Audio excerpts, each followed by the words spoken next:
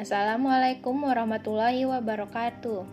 Kami kelompok 11 dari mata kuliah Praktikum Farmasi Fisik kelas A akan menjelaskan mengenai pengamatan mutu sifat bahan cair. Anggota kelompok kami yaitu Nur Hikmah Febriani, Erika Bandarasati, Rizky Kristiani Ginuni, Melati Ade Putri, Handika Tripandurat, dan Febri Aisyah Aulia. Bahan yang akan digunakan dalam praktikum kali ini yaitu sirup simplex atau sirup gula.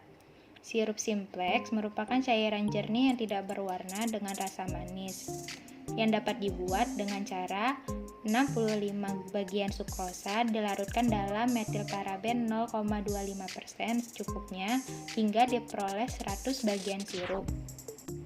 Sirup simplex berguna sebagai pemanis atau coating agent dengan pH 4-6. Sirup simplex dapat bercampur dengan air, namun tidak dapat bercampur dengan etanol karena sirup simplex tidak tercampur dengan pengoksidasi kuat. Penyimpanan dari sirup simplex yaitu dalam wadah tertutup rapat di tempat yang sejuk. Alat yang digunakan. Yang pertama, piknometer, berfungsi untuk mengukur nilai bobot jenis suatu fluida. Cara kerjanya adalah timbang piknometer kosong, lalu masukkan cairan bahan uji ke dalam piknometer.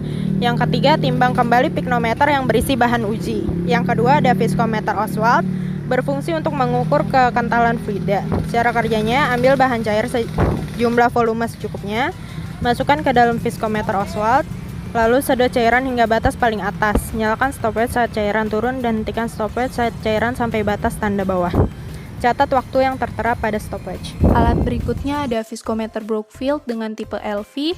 Fungsinya untuk mengukur kekentalan fluida dengan kekentalan rendah. Cara kerjanya yaitu masukkan bahan cair hingga volume 300 ml ke dalam viskometer Brookfield, lalu pasang spindle pada gantungan spindle.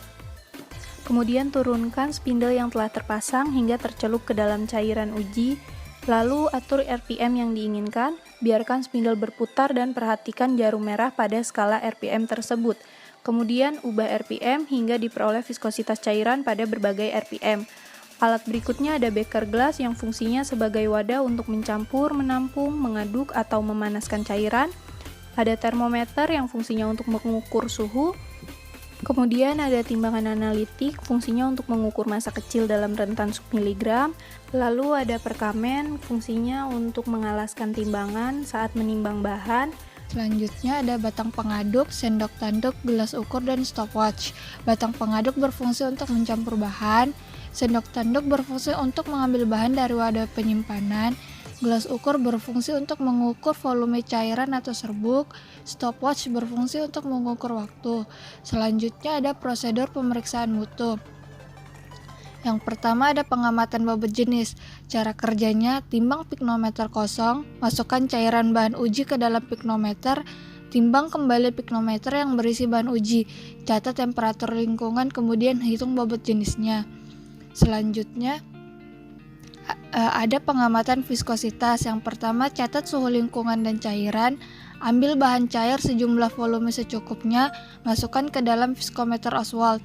Sedot cairan hingga batas paling atas, kemudian nyalakan stopwatch saat cairan turun dan hentikan stopwatch saat batas tanda bawah. Kemudian catat waktu yang tertera pada stopwatch, ulangi sebanyak 3 kali. Yang terakhir, hitung viskositas dari cairan yang ada. Selanjutnya, pengaruh sifat aliran cairan Newton atau non-Newton. Pada gambar yang pertama, kita catat suhu lingkungan dan cairan, kemudian masukkan cairan sebanyak 300 ml ke dalam viskometer Brookfield. Pada gambar selanjutnya, kita pasang spindle pada gantungan spindle, lalu turunkan spindle hingga tercelup, kemudian atur RPM yang kita inginkan. Kemudian biarkan spindle berputar, perhatikan jarum merah pada skala RPM, ubah RPM hingga diperoleh viskositas cairan pada berbagai RPM. Kemudian catat angka yang terukur pada viskometer Brookfield, lalu hitung viskositas dan gaya, kemudian buat grafik RPM versus gaya. Next, pengamatan pengaruh elektrolit terhadap viskositas. Catat suhu lingkungan dan cairan, kemudian larutkan NaCl 20 ml ke dalam bahan cair, lalu tambahkan hingga volume 300 ml.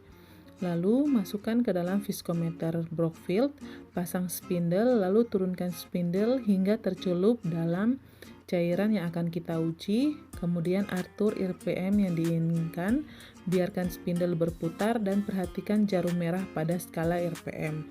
Setelah itu catat angka yang terukur, buat grafik viskositas versus konsentrasi bahan. Selanjutnya adalah perhitungan viskositas. Dari hasil pengamatan pada viskometer Oswald, kita peroleh data dengan bahan uji yaitu sirup Simplex pada replikasi pertama itu sebesar 9,2 detik, kemudian replikasi kedua 9,4 detik, dan replikasi ketiga yaitu 9,8 detik. Kita juga memperoleh data berikut itu dari hasil penelitian atau hasil pengamatan.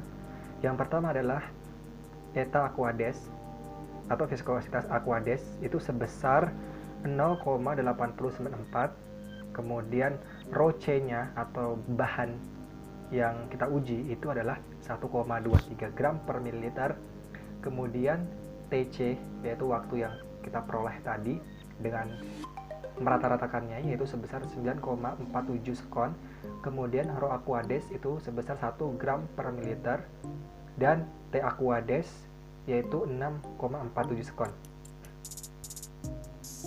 Dari data-data di atas dapat kita masukkan ke rumus viskositas, yaitu eta C sama dengan eta aquades dikali dengan rho C dikali dengan TC dibagi dengan rho aquades dikali dengan T aquades. Kita masukkan datanya. Eta aquades yaitu 0,894, kemudian dikali dengan rho C-nya itu 1,23 dan TC-nya 9,47, kemudian dibagi dengan rho aquadesnya 1, kemudian T aquadesnya 6,47. Dari hasil perhitungan ini maka diperoleh viskositas dari bahan yang diuji adalah 1,4572 centipoise. Sekian presentasi dari kelompok kami. Assalamualaikum warahmatullahi wabarakatuh.